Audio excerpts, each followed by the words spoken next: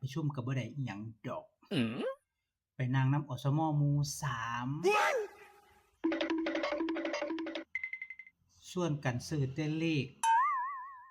โซเลกันเรื่องเลขยายอันหนึ่งมาถามข่อยว่าเจ้าอยู่หมู่ใดข่อยก็เลยตอบแล้วว่าข่อยอยู่หมู่เก้า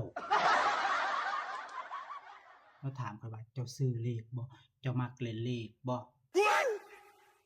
ข่อยก็ว่าข่อยซื้ออยู่แต่ข่อยก็บ่ได้ซื้อหลายข่อยบ่มักเล่นเลขส่วนข่อยซื้อเลขนำเว้าซื่อๆว่า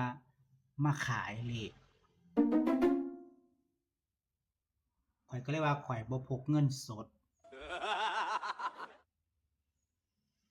เราก็เอา QR code มาให้ข่อยสแกน